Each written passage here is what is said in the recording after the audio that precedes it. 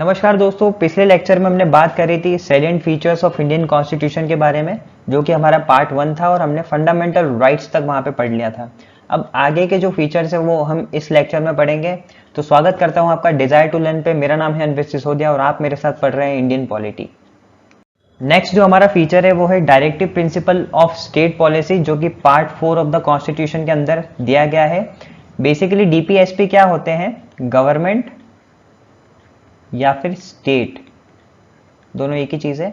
Government और state के लिए नीति निर्देश है कि इनको पॉलिसी बनाते वक्त किन किन प्रिंसिपल्स का ध्यान रखना है। ठीक है, तो इनको 3 ब्रॉड कैटेगरीज में बांटा गया है: सोशलिस्टिक, गांधीयन और लिबरल इंटेलेक्चुअल। ठीक है, सोशलिस्टिक मतलब सामाजिक, गांधीयन मतलब जो गांधी जी की आइडियोलॉजीज पे बेस्ड है, और लिबरल इंटेलेक्चुअल का जो कॉन्सेप्ट है वो हमने वेस्ट से लिया है। ठीक है, ये कौन कौन से डीपीएसपी होते हैं ये हम जब डीपीएसपी पढ़ेंगे तो अच्छे से देखेंगे कि इनमें से सोशलिस्टिक कौन से हैं, गांधीयन कौन से हैं और लिबरल इंटेलेक्चुअल कौन से हैं। ठीक है, तो डॉक्टर बी.आर. अंबेडकर ने directive principle of state policy को नोवेल फीचर कहा है इंडियन कॉन्स्टिट्यूशन का। नोवेल फीचर का मतलब ये होता है कि ऐसा आपको अन्य किसी कॉन्स्टिट्यूशन में बहुत कम देखने को मिलेगा। ठीक है, बहुत जगह डायरेक्ट क्वेश्चन भी आ जाता है कि किस व्यक्ति ने directive principle of state policy को नोवेल फीचर कहा है इंडियन कॉन्स्टिट्यूशन का। तो ये आपको ध्यान रखना है, किसने कहा है? Doctor B R. अंबेडकर ने। ठीक है, डायरेक्टिव प्रिंसिपल्स का अल्टीमेट एम क्या है? एक वेलफेयर स्टेट बनाना जिसमें जो सरकार है वो सबकी भलाई के लिए काम करे। ठीक है, तो ये किस आइडियल पे बेस्ड है? सोशल या सामाजिक या आर्थिक डेमोक्रेसी के ऊपर। ठीक है, जो फंडामेंटल राइट्स होते हैं वो जस्टिशिएबल होते हैं, हमने देखा भी है। ठीक है, जस्टिशिएबल का मतलब क्या है कि इनके हनन होने पर आप डायरेक्ट कोर्ट जा सकते हैं, और जो डीपीएसपी है ये बेसिकली नॉन जस्टिशिएबल होते हैं। ठीक है, इनके हनन होने पर आप डायरेक्ट कोर्ट नहीं जा सकते। फॉर एग्जाम्पल, एमपी में शराब बैन नहीं है। ठीक है, एमपी में आप शराब पी सकते हैं। ठीक है, लेकिन गुजरात या बिहार में आप शराब नहीं पी सकते। बेसिकली इन्होंने डीपीएसपी ही फॉलो किया है। किस डीपीएसपी में दिया गया है कि आप शराब नहीं पी सकते हैं, वो हम आगे देखेंगे कौन सा डीपीएसपी है। तो देखिए, एमपी फॉलो नहीं कर रहा है डीपीएसपी, तो एमपी का कोई सिटीजन कोर्ट में जाके ये नहीं बोल सकता कि भाई यहाँ पे शराब ओपन बिक रही है, जो कि डीपीएसपी के अगेंस्ट है। ठीक है, तो जो फंडामेंटल राइट्स है वो जस्टिशिएबल है, और जो डायरेक्टिव प्रिंसिपल्स है ये नॉन जस्टिशिएबल है। इनके वायलेट होने पर, इनका हनन होने पर आप कोर्ट में नहीं जा सकते हैं। ठीक है, देखिए, कॉन्स्टिट्यूशन खुद डिक्लेयर करता है जो directive principle of state policy है वो बहुत इंपॉर्टेंट है कंट्री की गवर्नेंस के लिए। और स्टेट जब भी लॉज बनाएगा तो वो कुछ इस तरह से बनाएगा कि उसमें directive principle of state policy के जो प्रिंसिपल्स हैं वो उसको फॉलो करे, स्टेट फॉलो करे। ठीक है, तो ये एक तरह का मॉरल ऑब्लिगेशन हुआ। इसमें स्टेट कोई बात दी नहीं है कि उसको वो लॉज बनाने ही हैं और डायरेक्टिव प्रिंसिपल्स को वो फॉलो ही करे। एग्जाम्पल हमने देखा था कि गुजरात के अंदर जो इंटॉक्सिकेटेड ड्रिंक है, अल्कोहल है, वो बैन है। एमपी के अंदर आप अल्कोहल पी सकते हैं। अगर एमपी की पब्लिक ऐसे फ्यूचर में चल के प्रोटेस्ट करे कि भाई एमपी के अंदर अल्कोहल बैन होना चाहिए, तब भी जो स्टेट है वो directive principle of state policy का यूज करके लॉ बना भी सकता है और नहीं भी बना सकता। उसके लिए आप कोर्ट नहीं जा सकते कि एमपी की जो गवर्नमेंट है वो ऐसा लॉ नहीं बना रही है। ठीक है, तो स्टेट इसमें कोई बाध्य नहीं होते हैं, और जो डीपीएसपी रहता है वो अनजस्टिशिएबल है। ठीक है, एक केस हुआ था मिनर्वा मिल केस 1980 में। तो सारे जो इंपॉर्टेंट केसेस हैं हम आगे चल के पढ़ेंगे। इसमें ये बोला गया था कि एक बैलेंस है फंडामेंटल राइट्स और डायरेक्टिव प्रिंसिपल्स में। इसको एक एग्जाम्पल के साथ बताता हूं आपको। ठीक है, आपके पास एक जमीन है और फंडामेंटल राइट टू प्रॉपर्टी एक फंडामेंटल राइट हुआ करता था कुछ टाइम पहले, जिसको कि अब हटा दिया गया है, और एक इसको अब क्या कर दिया गया है? एक लीगल राइट कर दिया गया है। ठीक है, लीगल राइट कर दिया गया है। तो देखिए, स्टेट को आपकी जमीन के ऊपर से एक हाईवे बनाना है, और ये हाईवे स्टेट क्यों बना रहा है? लोगों का आर्थिक विकास करना है, जो कि एक डीपीएसपी है, प्रिंसिपल है एक तरह का कि स्टेट को लोगों का आर्थिक विकास करना है, तो उसको एक हाईवे बनाना है। ठीक है, अब ये हाईवे कहां से जा रहा है? आपकी जमीन के ऊपर से जा रहा है, और आपका फंडामेंटल राइट था राइट टू प्रॉपर्टी, तो स्टेट ने इसको हटा के एक लीगल राइट बना दिया। ठीक है, तो एक बैलेंस देखेंगे आप फंडामेंटल राइट्स और डायरेक्टिव प्रिंसिपल्स के बीच में। ऐसा नहीं है कि डायरेक्टिव प्रिंसिपल्स बिल्कुल इंपॉर्टेंट नहीं है, डायरेक्टिव प्रिंसिपल्स आपके लिए बहुत इंपॉर्टेंट है और एक तरह का मॉरल ऑब्लिगेशन है स्टेट के ऊपर कि उसको ऐसे लॉज बनाना ही है। देखिए नहीं बनाएगा तो क्या होगा, पब्लिक नाराज हो जाएगी, पब्लिक नाराज होती है तो क्या होता है, वोट नहीं मिलते हैं। तो एक तरह का स्टेट के ऊपर मॉरल ऑब्लिगेशन है कि वो डीपीएसपी को फॉलो करे और ऐसे लॉज बनाए जिसमें सबका भला हो। ठीक है, नेक्स्ट जो हमारा फीचर है वो है फंडामेंटल ड्यूटीज, जो कि part 4A of the constitution में दी गई है, जिसमें केवल एक ही आर्टिकल है जिसको 51A आर्टिकल बोला जाता है। तो इसमें क्या दी गई है, फंडामेंटल ड्यूटीज। ठीक है, तो इसमें 11 फंडामेंटल ड्यूटीज है और ये ड्यूटीज किसने रिकमेंड करी थी, सरदार स्वर्ण सिंह।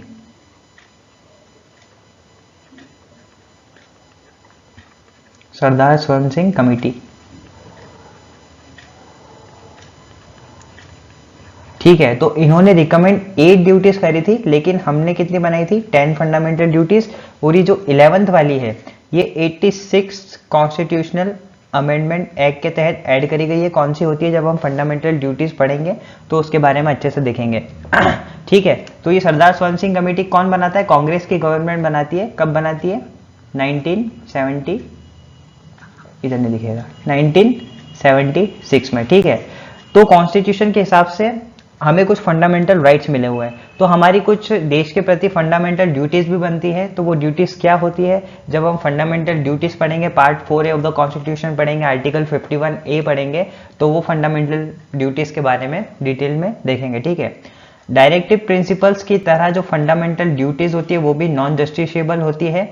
अगर कोई सिटीजन इसको फॉलो नहीं कर रहा है तो हम कोर्ट में जाके ये नहीं बोल सकते कि ये इंसान ड्यूटीज फॉलो नहीं कर रहा है, इसको पनिशमेंट दो। ठीक है, तो डायरेक्टिव प्रिंसिपल्स की तरह जो फंडामेंटल ड्यूटीज है वो भी नॉन जस्टिसेबल है, जस्टिसेबल नहीं है। जस्टिसेबल और नॉन जस्टिसेबल क्या होता है, ये थोड़ी देर पहले मैं आपको बता चुका हूँ। ठीक है, देखिए जस्टिसेबल और नॉन जस्टिसेबल से भी क्वेश्चन बनते हैं, तो मैं आपको यहाँ पे बता देता हूँ। जो फंडामेंटल राइट्स होते हैं वो अगर वायलेट होते हैं तो आप उसके लिए कोर्ट जा सकते हैं, डायरेक्ट सुप्रीम कोर्ट या हाई कोर्ट जा सकते हैं। आर्टिकल 32 के तहत आप सुप्रीम कोर्ट जा सकते हैं और आर्टिकल 226 के तहत आप हाई कोर्ट जा सकते हैं। ठीक है, वहीं बात करें डीपीएसपी और क्या, फंडामेंटल ड्यूटीज। ठीक है, तो अगर इसको कोई फॉलो नहीं करता है तो हम उसके लिए डायरेक्ट कोर्ट नहीं जा सकते हैं, ये नॉन जस्टिसेबल होती है। ठीक है, तो आपको यहाँ पे ये याद रखना है, जो फंडामेंटल राइट्स होते हैं वो जस्टिसेबल होते हैं और जो फंडामेंटल ड्यूटीज होती है वो नॉन जस्टिसेबल होती है। ठीक है, इस पे क्वेश्चन बनता है तो कंफ्यूज मत होइएगा। ठीक है, यहाँ से एक क्वेश्चन और उठता है कि जो ओरिजिनल कॉन्स्टिट्यूशन था उसमें फंडामेंटल ड्यूटीज थी कि नहीं थी। तो जो हमारा ओरिजिनल कॉन्स्टिट्यूशन था ना, उसमें फंडामेंटल ड्यूटीज नहीं थी, ये बाद में ऐड करी गई है 42nd कॉन्स्टिट्यूशनल अमेंडमेंट एक्ट के तहत 1976 में जो आया था, जिसको हम क्या बोलते हैं, मिनी कॉन्स्टिट्यूशन भी बोलते हैं, क्योंकि इसने बहुत चेंजेस करे थे हमारे कॉन्स्टिट्यूशन के अंदर। ठीक है, अब किसने रिकमेंड करी थी, सरदार स्वर्ण सिंह कमेटी ने रिकमेंड करी थी, मैं आपको पहले ही बता चुका हूं। और ये आपके लिए बहुत इंपॉर्टेंट है, डायरेक्ट क्वेश्चन आ जाता है कि फंडामेंटल ड्यूटीज किसके रिकमेंडेशन पे कॉन्स्टिट्यूशन के अंदर ऐड करी गई है। ठीक है, तो 42nd कॉन्स्टिट्यूशन अमेंडमेंट कौन लाया था, कांग्रेस की गवर्नमेंट लाई थी। ठीक है, कांग्रेस की। अब जो हमारी 11th ड्यूटी है, पहले 10 ही थी, रिकमेंड कितनी करी थी कमेटी ने, 8 करी थी, और हमने बनाई कितनी थी, 10। अब जो 11th वाली है वो 86 कॉन्स्टिट्यूशनल अमेंडमेंट एक्ट 2002 के तहत भारतीय संविधान में ऐड करी गई है, जो कि बात करती है कि जो भी पेरेंट्स हैं उनको उनके बच्चों को अपॉर्चुनिटी प्रदान करनी है एजुकेशन के लिए, जिनकी उम्र हो 6 से 14 ईयर्स के बीच में। ठीक है, तो उनको अपॉर्चुनिटी प्रदान करनी है एजुकेशन की, ये हमारी 11th ड्यूटी थी और ऐड करी गई थी 2002 में। ठीक है, नेक्स्ट जो हमारा फीचर है वो है सेकुलर स्टेट। इंडिया एक सेकुलर कंट्री है। सेकुलर कंट्री का मतलब क्या होता है कि यहाँ पे कोई भी एक पर्टिकुलर रिलीजन को प्रमोट नहीं किया जाता है। हमारी नज़रों में सभी रिलीजन एक जैसे हैं और सभी धर्म के लोगों की भलाई के लिए यहाँ पे काम किया जाता है। इसको एक बहुत अच्छे एग्जाम्पल से आपको समझाता हूँ। जैसे कि एग्जाम्पल लीजिए पाकिस्तान। तो पाकिस्तान एक सेकुलर कंट्री नहीं है, वहाँ पे इस्लामिक लॉज को फॉलो किया जाता है। ठीक है, इस्लामिक लॉज मतलब वहां पे स्टेट का रिलीजन क्या हो गया, इस्लाम हो गया, और वहां पे एक पर्टिकुलर रिलीजन को फॉलो किया जाता है, एक पर्टिकुलर रिलीजन के लॉस को फॉलो किया जाता है। एक और एग्जांपल आपको दे देता हूं रिसेंट टाइम का। ईरान में क्या चल रहा है? हिजाब प्रोटेस्ट। हिजाब प्रोटेस्ट क्यों चल रहा है? क्योंकि एक 22 साल की महिला की डेथ हो जाती है, जिनका क्या नाम था? Mahsa Amini. Mahsa Amini. Basically Iran के अंदर क्या होता है? मॉरल पुलिस रहती है जो कि देखती है कि आप ईरान के अंदर इस्लामिक लॉस को फॉलो कर रहे हैं कि नहीं कर रहे हैं। तो महसा अमीनी का जो बुरखा रहता है उसमें से उनका फेस दिख जाता है, ऐसा कुछ कंट्रोवर्सी है। तो मोरल पुलिस क्या करती है? उनको कस्टडी में ले लेती है, और ऐसा बोला गया कि कस्टडी में उनको इतना मारा गया कि कुछ दिनों बाद उनकी डेथ भी हो जाती है। ठीक है, उनको हॉस्पिटलाइज करते हैं, लेकिन कुछ दिनों में उनकी डेथ भी हो जाती है। तो ये जो प्रोटेस्ट है आप ऑल ओवर द वर्ल्ड देखेंगे, ना केवल ईरान के अंदर, ऑल ओवर द वर्ल्ड आप ये प्रोटेस्ट देख सकते हैं। ठीक है, तो इंडिया एज ए कंट्री एक सेकुलर स्टेट है। इंडिया में कोई भी एक पर्टिकुलर रिलीजन को प्रमोट नहीं किया जाता है, हम सबको इक्वली ट्रीट करते हैं। ठीक है, अब इंडिया में जो रिलीजन है ना, वो आपका पर्सनल मैटर है एक तरह से देखा जाए तो। उसमें जो स्टेट है ना, वो कभी भी इंटरफेयर नहीं करता है। ठीक है, तो इंडिया एक सेकुलर स्टेट है। अब हम पढ़ेंगे दो डिफरेंट कॉन्सेप्ट्स के बारे में, जो कि है negative concept of secularism and positive concept of secularism. ठीक है, तो ये जो नेगेटिव कॉन्सेप्ट ऑफ सेकुलरिज्म, ये वेस्ट का कॉन्सेप्ट है, और ये बोलता है कि कंप्लीट सेपरेशन रहेगा रिलीजन और स्टेट के बीच में। स्टेट रिलीजन के जो मैटर्स है उसमें इंटरफेयर नहीं करेगा, और जो रिलीजन है वो स्टेट के मैटर्स में इंटरफेयर नहीं करेगा। बेसिकली ये जो पूरा कॉन्सेप्ट है फ्रेंच से लिया गया है, और ये कब आया था? फ्रेंच रिवॉल्यूशन के बाद। ठीक है, फ्रेंच रिवॉल्यूशन के बाद एक कंप्लीट सेपरेशन रहेगा रिलीजन और स्टेट के बीच में। ठीक है, वही इंडिया में जो कॉन्सेप्ट अपनाया जाता है उसे बोलते हैं पॉजिटिव कॉन्सेप्ट ऑफ सेकुलरिज्म। बहुत ही अनूठा कॉन्सेप्ट है, इसमें इक्वल रेस्पेक्ट और इक्वल प्रोटेक्शन दी जाती है हर रिलीजन को। ठीक है, जैसे कि बात कर लीजिए, हिंदू का कोई मेला होता है तो उसमें आपको पुलिस फोर्स देखने को मिल जाती है, तो वो प्रदान कौन करता है? वो गवर्नमेंट प्रदान करती है। ठीक है, ऐसे ही मुस्लिम्स की बात करें तो उनको हज की सब्सिडी मिलती है, तो वो कौन देता है? वो भी गवर्नमेंट देती है। तो देखिए, हम इक्वल रेस्पेक्ट दे रहे हैं और इक्वल प्रोटेक्शन दे रहे हैं सभी रिलीजन को, तो इसको क्या बोलते हैं? Positive concept of secularism. Basically India में जो नेगेटिव कॉन्सेप्ट ऑफ सेकुलरिज्म है वो इसलिए अप्लाई नहीं कर सकते हैं कि इंडिया में हर रिलीजन के आपको लोग देखने को मिल जाएंगे, और जो नेगेटिव कॉन्सेप्ट ऑफ सेकुलरिज्म है वो वही काम कर सकता है जहां पे एक मेजोरिटी की पॉपुलेशन हो। बेसिकली जैसे कि पाकिस्तान की बात करें तो उसमें इस्लामिक लॉज फॉलो होते हैं, और वहाँ पे इस्लाम रिलीजन को फॉलो करने वाले बहुत सारे लोग हैं। ठीक है, वहीं हम बात करें फ्रांस में, फ्रांस की, तो 90% लोग कौन है? क्रिश्चियन है। तो ऐसे concept, negative concept of secularism हम वहीं अपना सकते हैं जहां पे एक ही रिलीजन की मेजोरिटी हो। ठीक है, देखिए जो ओरिजिनल कॉन्स्टिट्यूशन था उसमें सेकुलर वर्ड कहीं भी नहीं था, ये ऐड करा गया था 42nd कॉन्स्टिट्यूशन अमेंडमेंट एक्ट द्वारा, जो कि 1976 में लाया गया था। दो अन्य वर्ड्स और ऐड करे थे, एक था सोशलिस्ट और दूसरा है इंटेग्रिटी। ठीक है, टोटल 3 हो गए, सेकुलर, सोशलिस्ट और इंटेग्रिटी। ये वर्ड्स हम वापस पढ़ेंगे जब हम देखेंगे प्रिएम्बल के बारे में। तो इंडिया में आपके पास एक लिबर्टी है कि आप किसी भी रिलीजन को फॉलो कर सकते हैं, किसी भी रिलीजन में फेथ रख सकते हैं और किसी भी रिलीजन को वर्शिप कर सकते हैं। ठीक है, the state shall not deny to any person equality before law and equal protection of law. ये दो कॉन्सेप्ट हम पढ़ेंगे जब हम पढ़ेंगे फंडामेंटल राइट्स। ठीक है, बहुत एक माइनर सा डिफरेंस होता है इन दोनों के बीच में, तो जब हम फंडामेंटल राइट्स पढ़ेंगे तो इनको अच्छे से देख लेंगे कि इक्वलिटी बिफोर लॉ क्या होता है और इक्वल प्रोटेक्शन ऑफ लॉ क्या होता है। ठीक है, स्टेट आपको कभी भी डिस्क्रिमिनेट नहीं करेगा रिलीजन के ग्राउंड पे, ये आपका आर्टिकल 15 कहता है। इसमें और ग्राउंड्स और है, जैसे कि RRBSC, ये हो गया रेस, रिलीजन, बर्थ, सेक्स और कास्ट। इनके बेसिस पे स्टेट आपको कभी भी डिस्क्रिमिनेट नहीं कर सकता है, ये आपका एक फंडामेंटल राइट है। ठीक है, equality of opportunity for all citizens in matter of public employment. ठीक है, तो देखिए एक जो रिजर्वेशन का कॉन्सेप्ट है ना, तो ये राइट तो खुद हमें कॉन्स्टिट्यूशन देता है कि हम certain section of the society के लिए कुछ रिजर्वेशन के प्रावधान रख सकते हैं, ठीक है। इन जनरल यहाँ पे कहने का मतलब ये है कि पब्लिक एम्प्लॉयमेंट में स्टेट आपको हमेशा अपॉर्चुनिटी प्रदान करेगा और रिलीजन के बेस पे कोई भी डिस्क्रिमिनेट नहीं करेगा, ठीक है। आर्टिकल 25 कहता है कि आपके पास एक राइट है कि आप फ्रीली प्रोफेस कर सकते हैं, प्रैक्टिस कर सकते हैं और प्रोपोगेट कर सकते हैं कोई भी रिलीजन भारत के अंदर, ठीक है। अब ये सब मैं आपको क्यों बता रहा हूं कि ये सब रिवील करते हैं सेकुलर कैरेक्टर इंडियन स्टेट का, ठीक है। आपसे कभी ये क्वेश्चन भी पूछा जा सकता है कि इनमें से कौन सा सेकुलर कैरेक्टर बताता है इंडियन स्टेट का। तो देखिए आर्टिकल 14 बता रहा है, आर्टिकल 15 बता रहा है, आर्टिकल 16 बता रहा है, आर्टिकल 25 भी बता रहा है, ठीक है। और भी अन्य आर्टिकल्स है जैसे कि आर्टिकल 26 है, आर्टिकल 27 है, आर्टिकल 28 है, आर्टिकल 29 है, आर्टिकल 30 है। इनको आप अभी एक बार पढ़ लीजिए, इनके बारे में हम अच्छे से डिस्कशन करेंगे जब हम पढ़ेंगे फंडामेंटल राइट्स, तो वहाँ पे इनके बारे में आपको अच्छे से बताऊंगा। अभी आपके लिए इंपॉर्टेंट ये है कि आपको ये पता होना चाहिए कि right to freedom of religion, right to freedom of religion जो कि दिया गया है आपका आर्टिकल 25 से लेकर आर्टिकल 28 में, ये रिवील करता है इंडियन स्टेट का एक सेकुलर कैरेक्टर, ठीक है। ऐसे ही कल्चरल और educational rights, cultural and educational जो कि दिया गया है आपका आर्टिकल 30, 29 और 30 में, ठीक है। ये भी रिवील करता है इंडिया का एक सेकुलर कैरेक्टर, ठीक है। अब बात करते हैं यूनिफॉर्म सिविल कोड की, जो कि directive principle of state policy में दिया गया है, आर्टिकल 44 में दिया गया है यूनिफॉर्म सिविल कोड।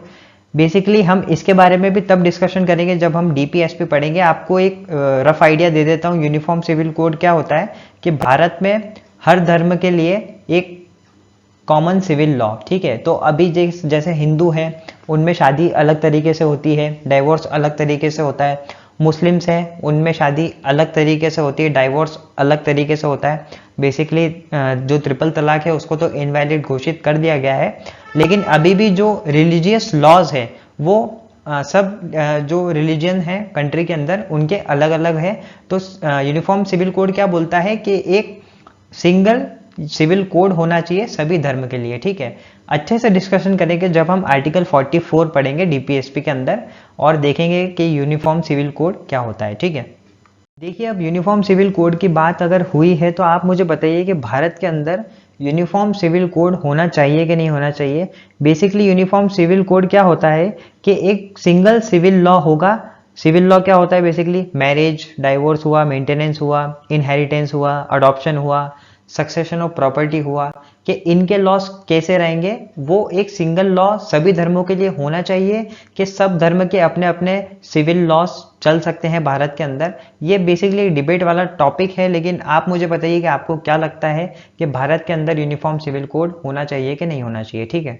नेक्स्ट जो हमारा फीचर है वो है यूनिवर्सल एडल्ट फ्रेंचाइज। तो भारत के अंदर जो भी 18 साल के ऊपर का है वो वोट दे सकता है।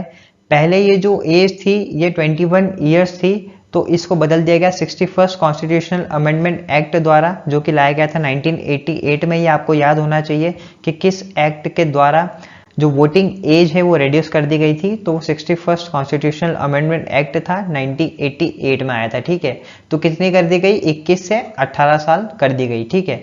अब इंटरेस्टिंग बात आपको ये बताता हूं कि भारत ने आज़ाद होते ही जो भी 21 साल का था भारत के अंदर उसको वोटिंग राइट्स दे दिए गए थे। और जनरल इलेक्शन में जो कि 1952 में जनरल इलेक्शन हुए थे उसमें जो भी इंसान 21 साल के ऊपर की एज का था तो उसको वोटिंग राइट था और वो वोट दे सकता था। यही बात करें हम अमेरिका की, तो अमेरिका में वुमेन्स को और एफ्रो अमेरिकन्स को वोटिंग राइट्स नहीं दिए गए थे। अभी 20th सेंचुरी में जाके उनको वोटिंग राइट्स दिए गए हैं। तो मैं ये बताना चाहता हूं कि जो इतनी बड़ी डेमोक्रेटिक कंट्री अपने आप को बोलती है अमेरिका, उसमें देखिए वोटिंग राइट्स नहीं दिए गए थे। और इंडिया जो कि इतनी बाद में एक कंट्री बनी है 1947 में जिसको इंडिपेंडेंस मिली है, उसने इंडिपेंडेंस के तुरंत बाद अपने सभी वर्ग के जो लोग हैं जो भी 21 साल के ऊपर के हैं उनको वोटिंग राइट्स दे दिए थे, ठीक है। तो ये आपको ध्यान रखना है। इसमें आपके लिए इंपॉर्टेंट ये है 61st कॉन्स्टिट्यूशनल अमेंडमेंट एक्ट, जो कि आपको याद रखना है, ठीक है। नेक्स्ट जो हमारा फीचर है वो है सिंगल सिटीजनशिप। मतलब भारत के अंदर एक सिंगल सिटीजनशिप है, आप सेंटर और स्टेट की एक ही सिटीजनशिप देखेंगे, ठीक है। ऐसा नहीं है कि आप एमपी में रहते हो तो आपको एमपी का भी सिटीजन अलग बोला जाएगा और इंडिया का भी सिटीजन अलग बोला जाएगा, ठीक है। आप गुजरात में रहते हो तो आप गुजरात के अलग सिटीजन हो और इंडिया के अलग सिटीजन हो, ठीक है। तो इंडिया के अंदर आपकी एक ही आइडेंटिटी है, वो है इंडियन, आप भारतीय हो और आपको एक सिंगल सिटीजनशिप दी गई है, ठीक है। तो इसी सिटीजनशिप के तहत आपको इक्वल पॉलिटिकल और सिविल राइट्स मिलते हैं और इनके बेसिस पे आपको कोई भी इंडिया के अंदर डिस्क्रिमिनेट नहीं कर सकता है, ठीक है। देखिए आर्टिकल 370 हटने से पहले ना जम्मू कश्मीर में कुछ स्पेशल पॉलिटिकल और सिविल राइट्स थे, जैसे कि बाहर किसी अन्य स्टेट का व्यक्ति वहां पे जमीन नहीं खरीद सकता था। लेकिन आर्टिकल 370 हटने के बाद अब पूरे भारत में इंक्लूडिंग जम्मू एंड कश्मीर हर इंसान के पास पॉलिटिकल और सिविल राइट्स सेम है, ठीक है। अब कुछ कंट्रीज है जिनमें डुअल सिटीजनशिप काम करती है। डुअल सिटीजनशिप का मतलब क्या होता है? डुअल सिटीजनशिप जैसे कि आप अमेरिका में रह रहे हैं और आप कैलिफोर्निया में रहते हैं, ठीक है। तो कैलिफोर्निया की आपकी एक अलग सिटीजनशिप होगी और एज ए अमेरिकन आपकी एक अलग सिटीजनशिप होगी, ठीक है। तो डुअल सिस्टम है ये एक तरह का कि आप स्टेट के भी सिटीजन हैं और कंट्री के भी सिटीजन है, तो इसको बेसिकली डुअल सिटीजनशिप बोलते हैं और ऐसा सिस्टम अमेरिका में काम करता है, ठीक है। जो हमारा फीचर है वो है इंडिपेंडेंट बॉडीज। तो हमारे कॉन्स्टिट्यूशन ने एस्टेब्लिश करी है फ्यू इंडिपेंडेंट बॉडीज और बेसिकली इंडिपेंडेंट बॉडीज का काम क्या होता है कि वो गवर्नमेंट को कभी भी तानाशाह ना बनने दे, ठीक है। एक चेक्स एंड बैलेंस बना रहे पूरे गवर्नमेंट के अंदर और इसी वे में हमारा जो कॉन्स्टिट्यूशन है वो फ्लेक्सिबल वे में काम कर सके, ठीक है। तो इन इंडिपेंडेंट बॉडीज के नाम है election commission, comptroller and auditor general, ठीक है, यूनियन पब्लिक सर्विस कमीशन और स्टेट पब्लिक सर्विस कमीशन। इन सब के बारे में हम सेपरेटली वीडियोस में देखेंगे, तो आपको बस अभी इतना जानना है कि ये भी हमारी कॉन्स्टिट्यूशन का एक फीचर है इंडिपेंडेंट बॉडीज वाला, ठीक है। तो कौन कौन सी? Election commission, comptroller, auditor general, UPSC और स्टेट पब्लिक सर्विस कमीशन, ठीक है। हमारा कॉन्स्टिट्यूशन एक चीज एंश्योर करता है कि ये जो इंडिपेंडेंट बॉडीज है इनकी इंडिपेंडेंस बनी रहे। वो कैसे? एक सिक्योरिटी ऑफ टेनर है, सभी इंडिपेंडेंट बॉडीज के चेयरमैन हो या जजेस ऑफ हाई कोर्ट हो, सुप्रीम कोर्ट हो, तो इनका एक सिक्योरिटी ऑफ टेनर है। इससे पहले इनको नहीं निकाला जा सकता है और निकालना भी हो तो इसकी जो प्रोसेस है बहुत टफ होती है, ठीक है। इनके जो एक्सपेंसेस है वो कंसोलिडेटेड फंड ऑफ इंडिया से निकलते हैं, ठीक है। इनकी जो सैलरीज हुई, इनके अलाउंसेस हुए, तो ये कंसोलिडेटेड फंड ऑफ इंडिया से आते हैं। इसको इजीली कोई भी सरकार रोक नहीं सकती है, तो इससे क्या एक इंडिपेंडेंसी बनी रहती है इंडिपेंडेंट बॉडीज की, ठीक है। नेक्स्ट जो हमारा फीचर है वो है इमरजेंसी प्रोविजंस। तो आर्टिकल 352 के तहत भारत में नेशनल इमरजेंसी लगाई जा सकती है। किस ग्राउंड पे? वॉर और एक्सटर्नल अग्रेशन या फिर आर्म रेबेलियन, ठीक है। तो वॉर और एक्सटर्नल अग्रेशन का मतलब तो ये हो गया कि बाहर से कोई देश हम पे हमला कर देता है तो भारत में नेशनल इमरजेंसी लगाई जा सकती है। आर्म्ड रेबेलियन का मतलब मान लीजिए जैसे नक्सल्स है वो पूरे भारत में अटैक करना चालू कर देते हैं तो भारत के अंदर नेशनल इमरजेंसी लगाई जा सकती है, ठीक है। देखिए जो आर्म्ड रेबेलियन वाला वर्ड है ना, ये ओरिजिनल कॉन्स्टिट्यूशन में नहीं था, उसमें जो वर्ड मेंशन था वो था इंटरनल डिस्टर्बेंस, इंटरनल डिस्टर्बेंस। लेकिन इस वर्ड का मिसयूज करा था इंदिरा गांधी जी ने, तो उसके बेसिस पे उन्होंने नेशनल इमरजेंसी घोषित कर दी थी। तो जब जनता पार्टी आती है गवर्नमेंट में तो वो लाती है 44th कॉन्स्टिट्यूशनल अमेंडमेंट एक्ट और उसके तहत इस वर्ड को कॉन्स्टिट्यूशन में से हटा दिया जाता है और एक नया वर्ड ऐड कर दिया जाता है जिसको बोलते हैं आर्म्ड रेबेलियन, ठीक है। तो 44th कॉन्स्टिट्यूशनल अमेंडमेंट एक्ट के तहत ये वर्ड ऐड करा गया था और ये वर्ड रिमूव कर दिया गया था, ठीक है, कॉन्स्टिट्यूशन के अंदर, ठीक है। अब आर्टिकल 356 के तहत प्रेसिडेंट रूल या फिर स्टेट इमरजेंसी लगाया जा सकता है इंडिया के अंदर और उसका ग्राउंड क्या है? फेलियर ऑफ कॉन्स्टिट्यूशनल मशीनरी, ठीक है। अब इसकी एक बहुत वेग सी डेफिनेशन है, इसको कोई भी डिफाइन नहीं कर सकता है और स्टेट इसका मिसयूज भी करते हैं और आप देखते हैं कि हर साल कितने स्टेट्स में इमरजेंसी लगाई जाती है और बेसिकली इमरजेंसी लगाना स्टेट में तो वो चलता रहता है, ये तो एक नॉर्मल सी बात हो गई आजकल देखा जाए तो, ठीक है। तो कॉन्स्टिट्यूशनल मशीनरी का फेलियर का मतलब क्या है कि जो स्टेट गवर्नमेंट है वो अच्छे से काम नहीं कर रही है बेसिकली, ठीक है। अब फाइनेंशियल इमरजेंसी है वो आर्टिकल 360 के तहत इंडिया में लगाई जा सकती है। और अच्छी बात तो यह है कि भारत में अभी तक फाइनेंशियल इमरजेंसी नहीं लगाई गई है। और इन 3 इमरजेंसी के बारे में हम अच्छे से पढ़ेंगे जब हम इमरजेंसी के बारे में आगे चल के जो हमारे लेक्चर्स है उसमें देखेंगे, ठीक है। नेशनल इमरजेंसी कितनी बार लगाई गई है वो भी हम आगे लेक्चर्स में देखेंगे, ठीक है। नेशनल इमरजेंसी के टाइम जो सेंट्रल गवर्नमेंट होती है ना वो बहुत पावरफुल हो जाती है और जो हमारा फेडरल स्ट्रक्चर है कॉन्स्टिट्यूशन का वो एक यूनिटरी फॉर्म में बदल जाता है, ठीक है। तो एक बहुत यूनिक फीचर है ये इंडियन कॉन्स्टिट्यूशन का कि नेशनल इमरजेंसी में जो हमारा कॉन्स्टिट्यूशन है वो फेडरल स्ट्रक्चर से एक यूनिटरी स्ट्रक्चर में फॉर्म हो जाता है, ठीक है। और बेसिकली इसके लिए कोई अमेंडमेंट भी नहीं करना पड़ता है और सिंपल नेशनल इमरजेंसी घोषित करने से ये जो पूरा स्ट्रक्चर है वो बदल जाता है और जो गवर्नमेंट होती है वो बहुत पावरफुल हो जाती है। जो स्टेट में गवर्नर्स होते हैं उनके थ्रू सेंट्रल गवर्नमेंट पूरे देश में रूल करती है, ठीक है। नेक्स्ट जो हमारा फीचर है वो है 3 टियर गवर्नमेंट। तो ये 3 टियर गवर्नमेंट से पहले हमारा 2 टियर गवर्नमेंट हुआ करता था 1992 के पहले। तो सेंट्रल लेवल पे गवर्नमेंट होती थी और स्टेट लेवल पे गवर्नमेंट होती थी। ये क्या हो गया 2 टियर। इसके बाद हमने गवर्नमेंट को 3 टियर गवर्नमेंट कर दिया। इसमें एक चीज और ऐड हो गई, लोकल गवर्नमेंट, ठीक है, लोकल सेल्फ गवर्नमेंट, ठीक है। ये जो पूरा चीज थी ये कौन चाहते थे, गांधी जी, तो उनका सपना भी पूरा हो गया, ठीक है। तो 73rd constitutional amendment act 1992 recognise करता है पंचायत को, रूरल लोकल गवर्नमेंट को by adding new part 9 in Indian constitution और एक नया शेड्यूल भी ऐड करता है जिसको 11th schedule of the constitution भी बोलते हैं, ठीक है। इससे पहले भी भारत के अंदर पंचायत थी लेकिन उसका इलेक्शन कभी होता था कभी नहीं होता था, उनकी क्या पावर है वो डिफाइन नहीं थी, क्या फाइनेंशियल पावर्स है क्या पॉलिटिकल पावर्स है। तो 73rd कॉन्स्टिट्यूशनल अमेंडमेंट एक्ट आने के बाद पंचायत का जो इलेक्शन है वो रेगुलरली होने लगा है और जो उनकी पावर्स हैं वो अच्छे से डिफाइन कर दी गई है। उनकी पॉलिटिकल पावर्स क्या है, ठीक है, उनकी फाइनेंशियल पावर्स क्या है, ये सब अच्छे से डिफाइन कर दिया गया है, ठीक है। 74th कॉन्स्टिट्यूशनल अमेंडमेंट भी साथ में आता है जो कॉन्स्टिट्यूशनल रिकॉग्निशन देता है म्युनिसिपैलिटीज को, ठीक है, जिनको अर्बन लोकल गवर्नमेंट भी बोलते हैं, ठीक है।